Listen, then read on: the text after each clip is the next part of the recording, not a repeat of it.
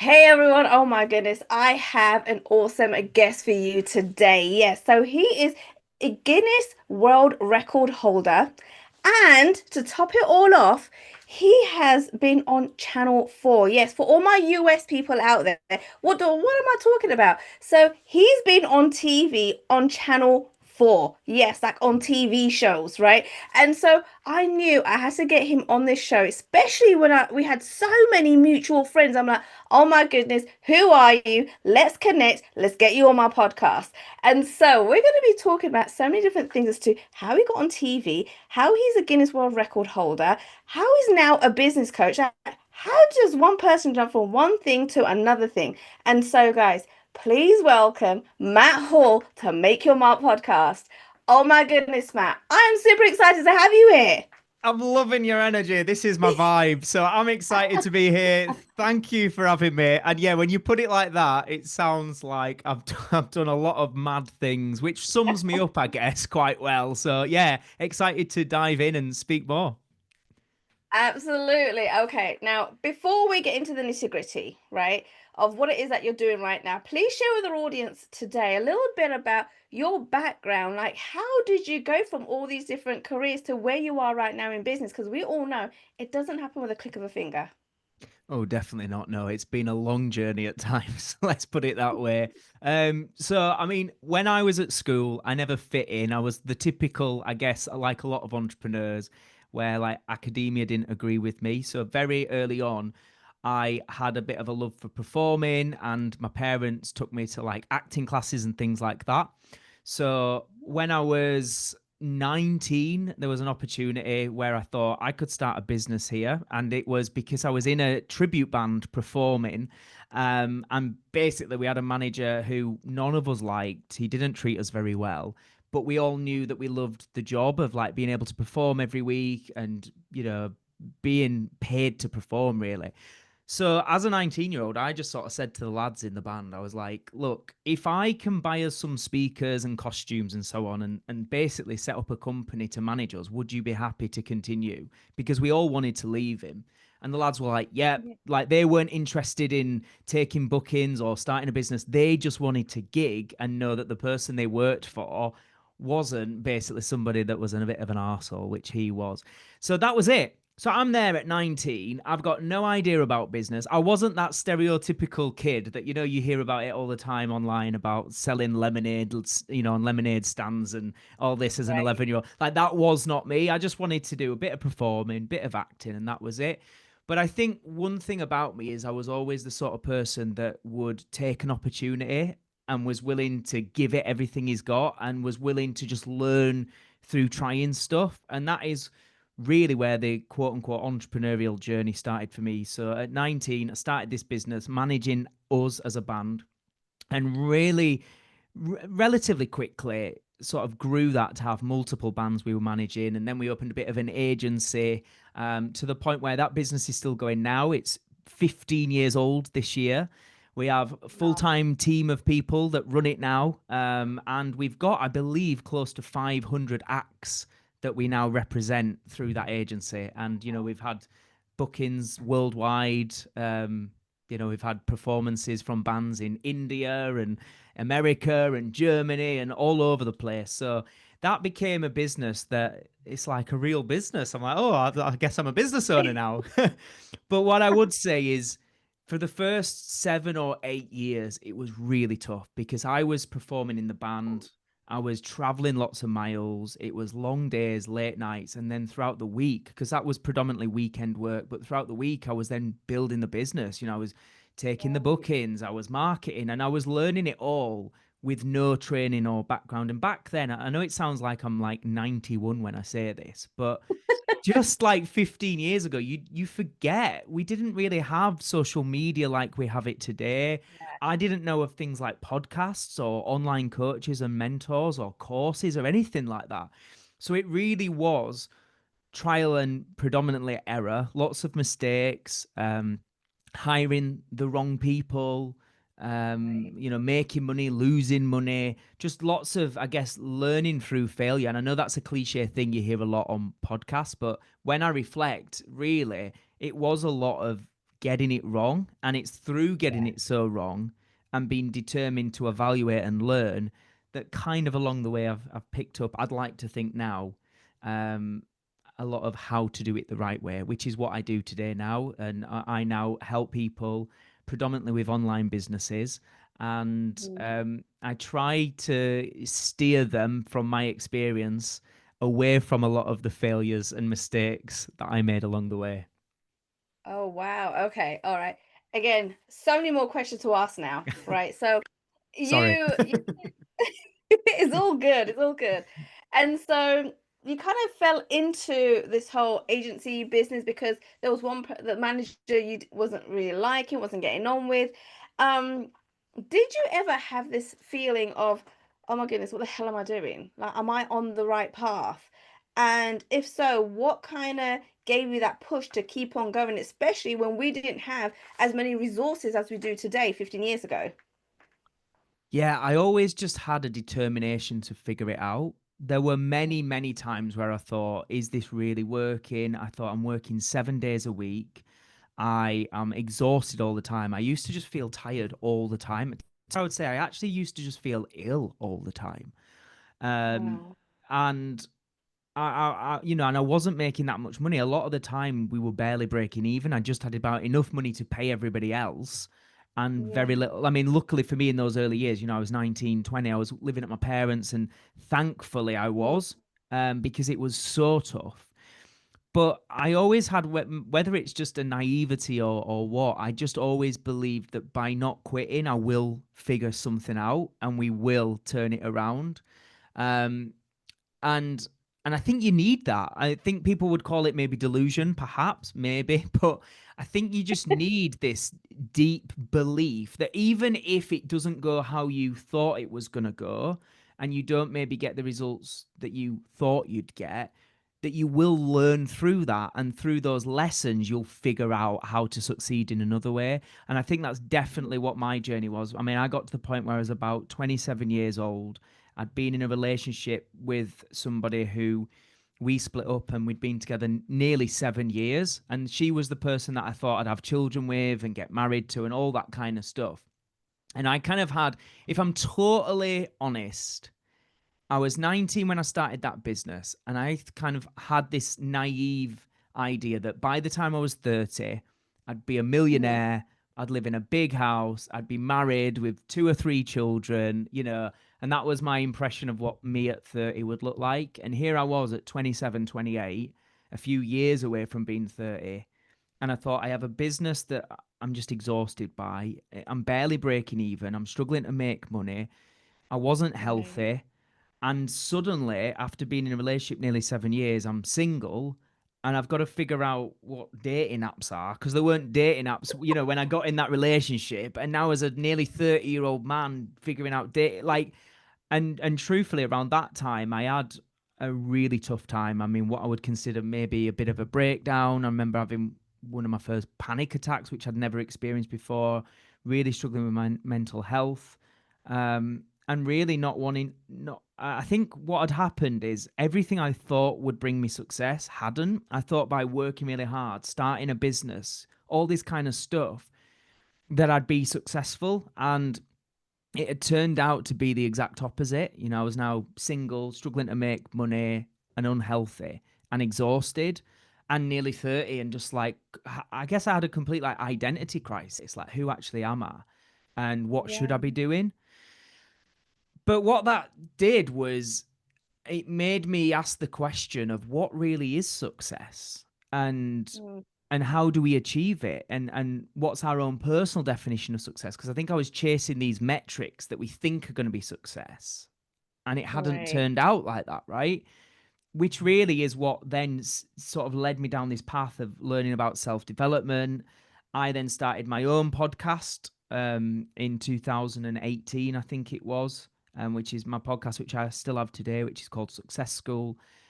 And that's when I started learning more about the online world and about building a community online of other people that were interested in self development and maybe online businesses. And it just started this journey then of really trying to figure it out. And that podcast, still to this day, like the last question that I ask every guest that comes on the show is, what is your definition of success? And I think that's Mm, so key. And that's again learned from the experience of me maybe chasing other people's definition of it. I think it's so important that we all have that self awareness and we check in with ourselves and we just ask, is the life we're living, is the path that we're on, the decisions we're making, are they aligned with what our definition of success is, not somebody else's? And that's kind of mm. like where it sort of led me to. You know, I love that. I love that. So, as I was growing up, I had no idea what I wanted to be. Right? Actually, scratch that. I did when I was younger. I wanted to either be a Marvel superhero, right, or be like the fifth Ninja Turtle, right? I was like, Love I've got it. plan A, plan B. It can't go wrong, right? And it did. How Right? old were you? Is this when you were like 25? You still wanted to be a Ninja Turtle? Oh my goodness. Hopefully a No, bit so younger. like, oh, it was when I was much younger, then found out, okay, none of this is real. I'm like, oh my goodness, I've been lied to my entire life. What the hell is this, right? Yeah. And so for years and years, I was like, okay, so what do I want to be? What do I like? I went to college, I went to uni, but I struggled with, well, what course am I going to study if I don't know what I want to be, right? Mm. And it was one of those things where if you're a parent, you're gonna hate this. I literally like went to the college computers and whatever my finger landed on is what I studied. Right? It Oh, was one of those. wow. It's like what like how do you work that out? Right? And it's one of those things where I found out like, you know what, you don't need to have it all mapped out. You don't need to have it all planned. Right? Like that's what life is meant to be, especially when you're young. You're meant to figure it all out. And it doesn't matter if you mess up. And so I went from job to job to job. Like I was an MMA fighter, I was a hairdresser, I was a dermatologist, I did nails, right? Like then I was a police officer and like then I did sign language interpreting. I went from job to job to job to job just to figure out what the hell do I want to be.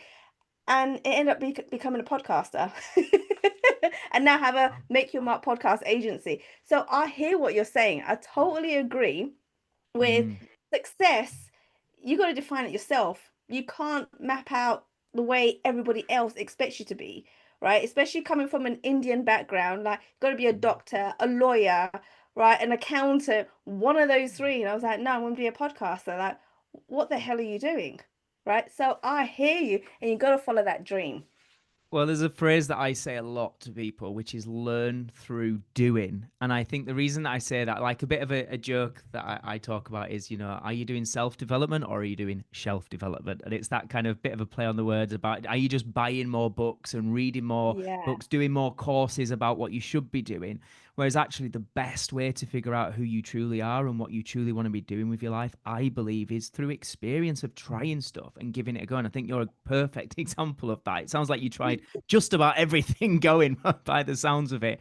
But I think it's true. I think in order to really feel that true sense of alignment, there is no better way to get there than trying different stuff. And I think, to some degree, everybody's different and we're all on our own path. And not everybody maybe needs to do as much as, say, for example, you did.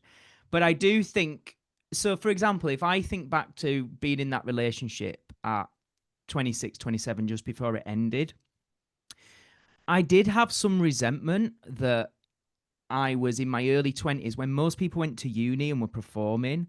I was just Mm, building this business. I was working weekends as a 20-year-old, 19-year-old, whatever. I was in one relationship. I didn't get to like have that experience that a lot of young people have where they play the field a little bit. Um, yeah. and I did have like again I was following this path of what I thought was success, which is be in a committed relationship, build something substantial. And I think that contributed to part of when that person I split up. I did then turn to then partying a lot and totally having an identity crisis because I think there was that thing of I'd just been so focused on one thing that I needed to try other stuff and have different experiences in my life to really enrich it and then to pull it all apart and go, right, now I've tried all this different stuff. What do I really want? And I think that was around that time was the beginning of really figuring that out. Ah, interesting. Okay. So let's get to the part of how did you become the Channel 4 person? Like, how did that all come about and get on TV? And was it something you were striving for, or was it something you just kind of fell into? No, I wasn't striving for it at all, actually. So if we rewind to, like I say, when I was a teenager, back then I wanted to be a performer and I did bits of TV acting. So I got a few jobs when I was like, I think probably 16, something like that. Okay. People may remember TV shows over here, such as Heartbeat. I was in that, and The Royal, and I was in like a three-part drama called Unforgiven. So I got like a few jobs when I was in my teens, when I was Okay. pursuing that career. But I kind of, when I started my business at 19, I very quickly Mm. became all in on my business and wasn't interested in the sort of TV stuff. But I think it's interesting about this speaks to the power of building a personal brand because, you know, whilst building my businesses, I was really focused on building my personal brand. And as I say, then starting a podcast, and that helped with building my personal brand. So yeah, this is probably I don't know, maybe 2021, something like that. I just got a direct message on Instagram from some producers on a show called Steph's Packed Lunch, which was on Channel 4, and they just basically said we've got these sort of positions for what they called lunchmates, and it was basically like a glorified audience member where throughout the show um the main host, the main panel would then come to these. I think there was about six of us at the time, and I think it grew to be bigger towards the end. But there was six of us that they'd come to you for your opinions on whether it be the daily topics on the news or there was like an entertainment section. So it was this regular kind of position where you just got to do a bit of live telly, meet some cool people. Um, and it was just a great place for networking and a bit of exposure, really, that I just did as a bit of extra sort of fun and networking. But Yeah. then I also got a direct message, then probably about a year into that, asking if I would audition for a new reality TV show. And Okay. it was a dating show. And at the time, I just thought, well, I kind of felt like I was enjoying what I was doing with my business and it was relatively successful. And I just thought, this just sounds like a new challenge. Like it's just something different. And I was single. And the way that they pitched it to me was a little bit not kind of genuine because they said it would be a wholesome dating show. It wouldn't be like these toxic ones and all the rest of it. And the way they pitched the concept were just, we're going to match you with somebody who on paper is your ideal type and they're yours, and vice versa, and you're going to go on a sort of blind date with each other. And then immediately after you've had that first date, you're going to live together. And it's going to be a bit of a social experiment just to see, like, you know, does that amplify the dating process or like how does it work? And I just thought, okay, that sounds bonkers, but it's a challenge. It's fun. It's an opportunity. Let's just go with it. What I Right. didn't know, because they told us the show's working title was called Love Match, but what I didn't know Okay. is actually it was by the same producers of Married at First Sight. So if anybody knows that show, it's Right. quite a Yes. drama Big fan. filled, Yes. high, yeah, yeah, and it was by the same producers, and it was actually called Love Triangle, and we were going to be in a triangle, and it was all that kind of thing. So it wasn't something I went looking for. No, the producers just came to me, and I took the opportunity, and it wasn't what I expected it to be. But once again, another experience with lots of lessons learned is how I would summarize that now. Yeah. Oh my goodness. So I guess what is the biggest things that you have learned when it has been like going on TV, right? And like producers kind of reaching out to you. What are some of the key things that you learned about that? Because it can be ruthless. Is that right? Yeah, it is ruthless. Mm. I think you've got to really know yourself because and I've spoke to a few people that have done similar TV shows to me, that even if you feel quite a confident person and self-assured person, when you put yourself in an environment like that, it can be really taxing on your mental health. And it was for me. I really struggled. I think it was something I was least confident in anyway is my dating life. Like that's the thing. I probably, if I was to say like the area I feel most insecure, it's probably dating. But to do that on TV with people watching you, and then to be given these twists and turns of they're going to bring another guy in and you're going to be fighting for the girl, you know, it was really tough. And I think people don't always really understand that when they watch TV. They don't realize that you're filming every day for a month or months on end with Yeah. no access to your friends and your family and the people that know you and love you and that you can speak to, with no access to like the internet and social media, with no, you're not working or going to your job, you're just completely Mm. 100% consumed by that environment 24 hours a day, every day. And you don't know day by day what they're going to throw at you next and what you're going to be expected to do. And it was this constant feeling of living in anxiety daily, and you know that everything they're going to chuck at you is to try and make good TV, and potentially millions of people might watch it and judge you. So to live Mhm. like that daily, 7 days a week, is mentally really tough. And I think that's one thing I would say to anybody that's considering a show like that is you might have a perception of how it would be and how you would Right. handle it. But my advice would be just be mindful that it probably could be way harder than you imagine it to be. Yeah. Oh my goodness. Yeah. So we wouldn't normally think about that. Like, oh my goodness, you don't have access to the outside world, right? It literally is just you on this TV show, consumed by your environment, and you got no one else to talk to. And yeah, doing that for about a month or even longer, like that is insane, right? Yeah. So when you kind of finish the show, right, you must have been relieved, right? Did you have to go and talk to anybody or talk to family, like what was going on? Like, what happened after that? What was the aftermath? So I remember after we finished filming, they drove me back home from Manchester, back home to Bradford, and I went and saw my parents, and I said to them at the time, is I've always been this kind of person who's just like, you learn from every experience. And for that reason, I don't believe in having regrets. It's just lessons and experiences. But I remember that evening sitting with them and saying, I think this will be something I regret. I think this is something that I could live Really? to regret. And yeah, and because I just felt like it had been really tough. I felt like I'd probably not been the best version of myself because I'd struggled so much and I'd had such a Mm. crap time doing it. Um, and I also knew that you're not in control of the edit and they're going to try and make it the most exciting Oh TV God. show they can, which means sometimes they have to do certain things to heighten it, heighten what really happened. And I was genuinely nervous, and we had to wait because it was a brand new show. There's now been two series of it, but at the time we'd never seen, like a lot of shows now. If you was to go on Big Brother or Love Island or Right. whatever, you kind of know what the edit looks like.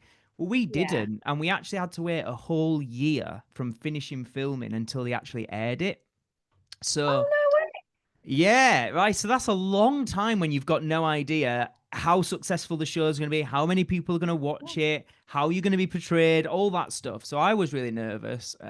Thankfully, the edit was a relatively true reflection on what happened. And Okay. I mean, anybody that has ever come up to me in the street or anybody that recognizes me from the show that's actually spoken to me has only ever sort of said lovely things. And that, like, a common thing is like everyone needs a Matt in your life. A few people have said that to me, Oh. and you're such a lovely guy. And it's been really nice to know that when I was at my most vulnerable and struggling the most, that still the Mm. feedback is like, I could tell you as a nice guy or whatever. Because there was a Oh. point in the show where my like integrity was brought into question. And even though you know that you've been honest and you've told the truth, you don't know how it's going to look to the public, and they don't know, right? Because they don't know you. And I think from the feedback I've had, people were pretty clear that they could tell I was a good guy and all the rest of it. So it was a Yeah. sigh of relief when it came out and, getting the feedback, but still like really tough to watch back and relive a year later and all that kind of stuff. Oh my goodness. See, I think when it comes to like people wanting to be on TV, they just see the glamorous side of it. Your hair, your makeup, everyone's gonna know you, you're famous, right? Yeah. So now everybody knows you. You've been on TV. Everyone knows you. How do you handle that fame? Like walking down the street, people recognizing you. Um, like what does that even look like for you now? Well, let me just give a true insight. Not everybody Oh. knows me, right? It's not like I'm not like Bono from U2. Like it's not quite the same. And I think that's an interesting thing in itself. I think our perception of TV is maybe not quite as up to date as it is right now. I think with things like YouTube and the online streaming and social media and TikTok, that actually there's people that are way more known just from being a YouTuber or a TikToker than there are now Right. people from reality TV shows. Because the world's just shifted so much, right? So I think if you were on a TV show like what I was on 10 years ago, 15 years ago, it would be a totally different thing. I actually Mm. interviewed Craig, who was the very first winner of Big Brother in the UK, right back in, Okay. was it like the late 90s or early noughties, I think it was. Yeah. Do you And know he, what? That series, my English teacher was in it. She was the first one to get kicked out of Big Brother. no, the very first Yeah. series. Right. Yeah. Okay. Wow. So, I mean, Craig spoke about the minute that he won that episode, that series, they put him in a Mm. room. They told him what was going to happen. They said, you'll be on every single newspaper, the front cover of every magazine. And I think it was something like, I don't want to misquote it. I know it's not accurate, but it was something like he spent like 90 days where he didn't go home from the minute he left the Big Brother house to then promoting. It was like a constant tour promoting and doing Right. media.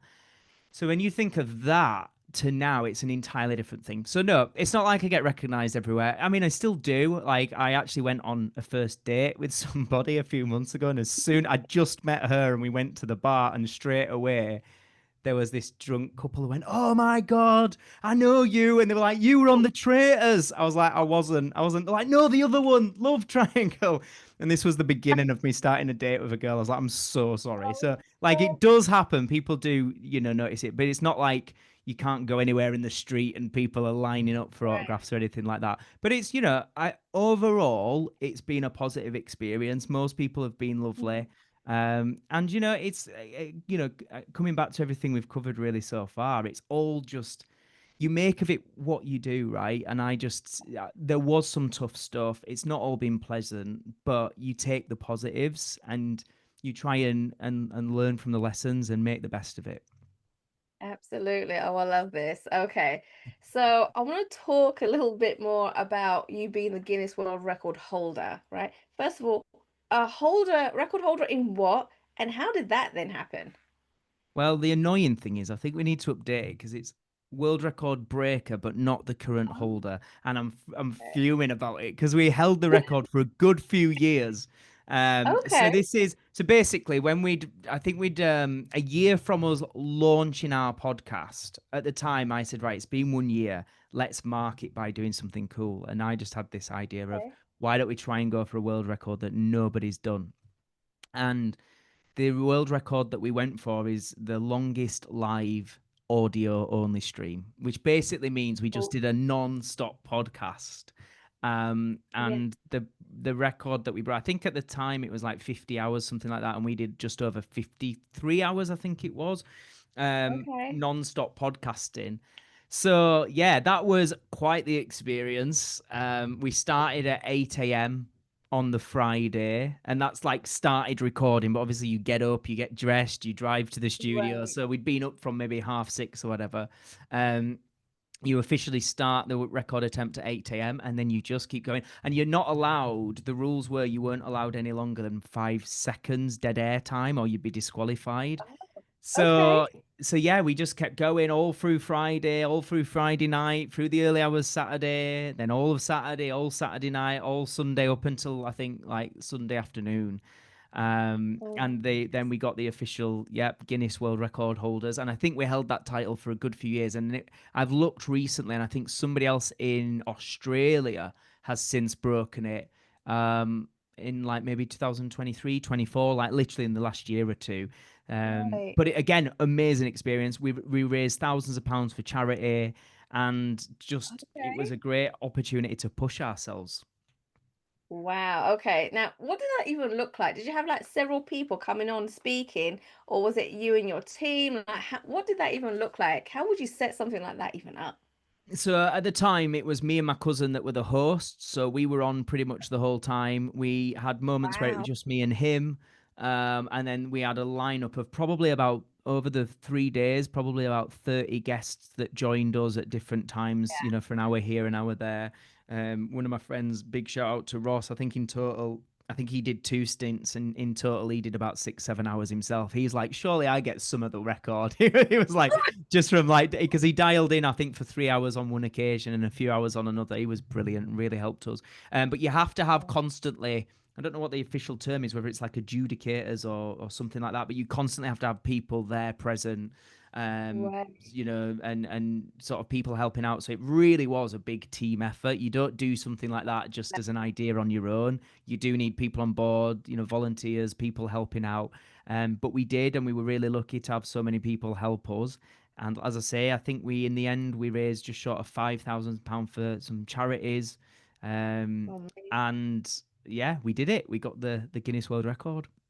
Wow. Well done to you on that and your team. That's amazing. You're going to be doing another one like that. Everybody always says this. So I'd love to actually. I would be up for it. Yeah. And it literally is now just based on how much. So I already know up until about next July, everything we're launching in my business and everything we're doing. I've just finished the first draft of writing my first book, and I know when that's likely to be coming out. So really, it is just a thing of trying to figure out when we would have the time and the resources to pull Right. something like it Yeah. off again. But in terms of the actual challenge, I Hmm. would definitely be up for taking the crown back, 100%. Absolutely. I would be exactly the same. Like, who? Wait, I got knocked off? No way. We're doing this Not on. again. Yeah, exactly that. And I do feel that a bit of we've got to sort that out. So maybe one day, yeah, maybe one day. Yeah. Awesome, awesome. Now let's talk about a little bit about the business that you're doing right now, right? You're a business strategist. So what does that look like? Because at the moment we've got so many different business strategists out there, but what does that look like for you and how do you work with your clients?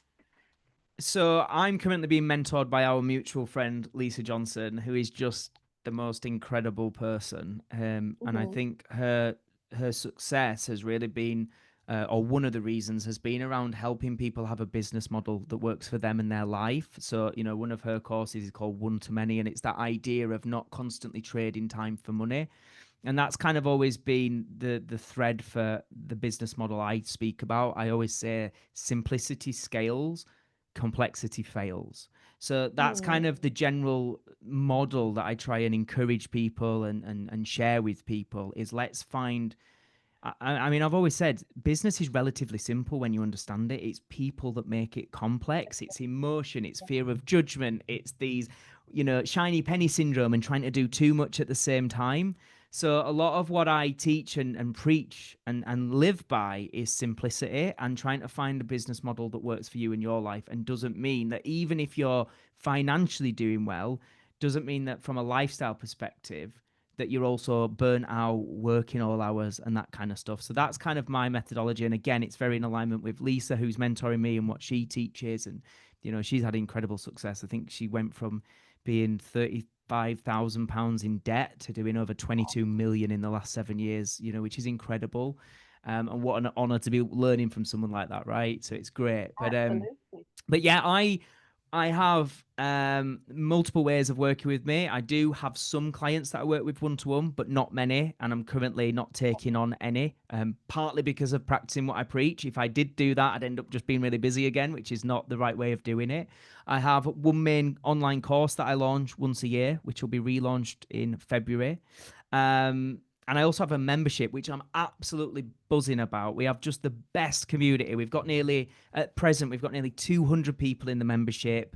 Um, Amazing. and I'm just trying to make it as value packed as I can because I think like a lot of memberships have like guest speakers and things like that, which we do have. But I've really thought about what do people need, and what they actually need is space to think.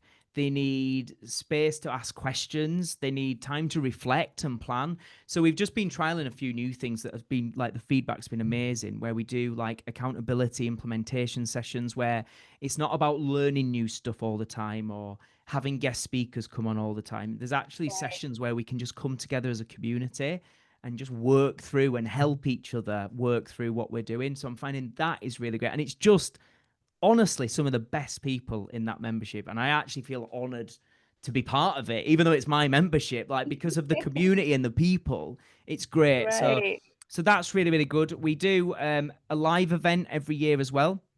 So at the time of Okay. recording, our next one is literally a few weeks away. It's on Sunday, the 5th of October, and that's going to be live in Leeds at the city centre Hilton Hotel, just by the train station. So it's really easy kind of to get to location wise. We've got Levi Roots, who's the headline speaker, which I'm so excited to have him there. We've also got Grace Andrews, who was the marketing director for Stephen Bartlett's Diary of a CEO and Flight Story. And she literally worked alongside him from those early days to build it to be the empire that it Wow. is today. So I'm so excited that she's going to be speaking there. And it's a great opportunity to have fun, network, as well as the learning and the connecting and stuff like that. Because with my background being performing and live events, I don't just want to put on an event that's just like everybody's just sat and just learning and listening. I come out with the good vibes. We get some music pumped up every now and then. We have a bit of fun. And I think probably the live events, although they're the hardest work and Mhm. generally the least profitable, they're probably the thing that I enjoy doing the most. So I'm really excited for that.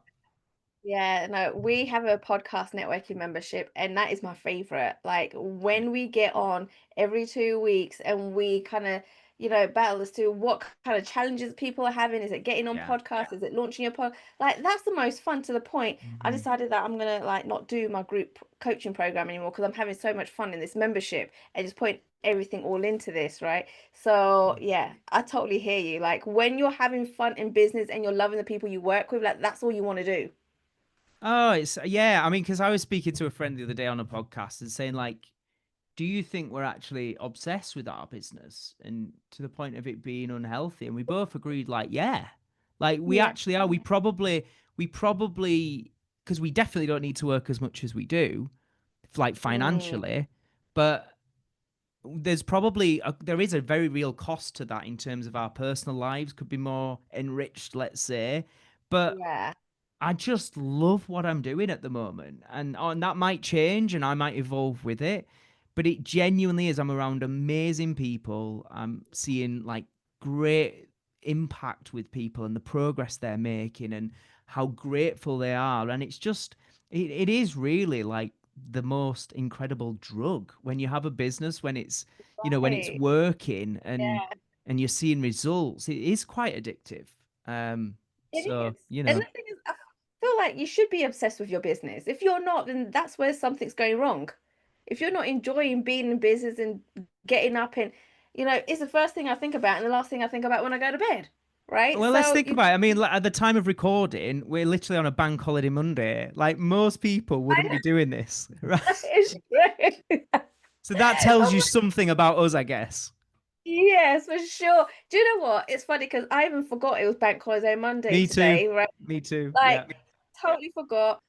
Still got clients, and the thing is, most of my clients are all US based. My audience are US based, Right. right? Okay. So I totally forget about that. I remember all the US bank holidays, but the UK ones I totally forget, right? Yeah. So we're on here, we're doing it, we're rocking and rolling. I love it. It's amazing. Yeah. Now, Yeah. I wanted to ask you, like, okay, you've done so many different things, right? How did you then decide, oh my goodness, I want to be a business strategist? Like, how did that even come about after everything that you've done? It was a very natural progression. So I'd started the podcast that was very much focused on self-development, mindset, understanding what success is, and obviously part of that was financial and business and things like that. And very early on, I then went down the route of learning how to become a coach myself and like getting qualified and things like that. So initially, I was just generally a bit of a like mindset, self-development, and a bit of business thrown in kind of coach. And over the years, as it grew, I was like, the people, how you get told quite often, pick a niche and have an ideal client avatar and all that kind of stuff. Well, I actually went against that. And Hmm. I was one of those people preaching, you don't need that. Like, I don't put me in a box and all this kind of stuff. And actually, over time, number one, I started to realize it's definitely hindering my growth because people don't pay top money for a generalist, they pay it for a specialist. I think my messaging wasn't as clear because I was trying to speak to everybody and everybody and anybody, instead of being more specific and clear. But also, I just started to realize the thing that I love the most is when I've got a client I'm working with and they're either in business or thinking of starting a business. They were the people when I was working with them that I was lighting up the most to work with and I was seeing the results the most. So it's almost like I didn't start out following the advice of niching down and ideal client avatars, but it's almost like the ideal client found me. And then eventually I just leaned into that and I thought, I've now got to again follow my own advice, which is simplify. And what I always say is do less better. And what I mean by that is rather than doing lots of stuff average, do one or two things outstanding. And so that's where I just started to then reposition myself as being predominantly just focused on business and in particular online business. And that is where my business just then skyrocketed. I mean, the last year has been by far our most successful. And it really is. It's like one of those pieces of advice that if I could give people, when I think back a few years ago, it's the advice I ignored, but it really is true that niching down and being more of a specialist and all that kind of stuff really does make the difference. And now I just feel so aligned. I'm genuinely working with some of the best clients, and I know that's something people say on podcasts, and it just sounds like it's not genuine. But I'm really like, I honestly feel so happy and so grateful, and I'm so excited for the things people are building and the way that they're growing them. This is just my thing, man. This is just what lights me up. It's the thing that means I don't have to work 7 days a week, but I bloody choose to because I'm like, it's the thing I want to be doing right now. Again, that will change, I'm sure. But right now, I'm just in a season of momentum, gratitude, excitement, and we're just doing some great stuff. Oh, amazing. I love it. Oh my goodness, Matt. I know at this point people are thinking, okay, how the hell do I get connected with Matt? Like, where do I go and find out more about what he does? So, where can they go to connect? So my website is matthallofficial.com, and that's got everything on there. My podcasts, how to work with me is all on matthallofficial.com. And if they want to connect with me on social media, the main platform would be Instagram. I know that's where we've connected. So again, if they just type in at matthallofficial, drop me a follow. And I always do say, like, if you've found some of this conversation interesting or whatever, please do drop me a follow and drop me a DM, because I think quite often we get used to just listening to podcasts and just one guest after another, and we forget that these are real people to actually connect with, where there might be some synergy, there might be collaboration opportunities, there might be ways to work together. So if there is something in this conversation, I guess, that you've heard where you think, actually, I think there might be something I can do with Matt, please do follow me. But more importantly, drop me a message. Let me know that you listen to this amazing podcast, and it'd be good to have a chat. Absolutely. Oh my goodness, guys, go and connect with Matt. Go and find out what he does. Talking about on social media. Do it, right? That's what I've been doing.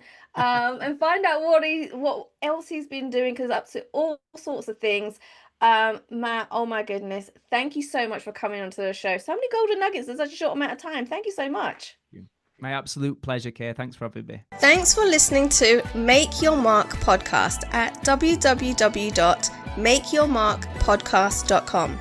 Make sure you hit that subscribe button so you get this and every other episode that comes out. We have lots of great stuff coming, so make sure you hit subscribe so you don't miss it. And thank you in advance for all the reviews and comments. I appreciate it so much, and I look forward to serving you in next week's episode.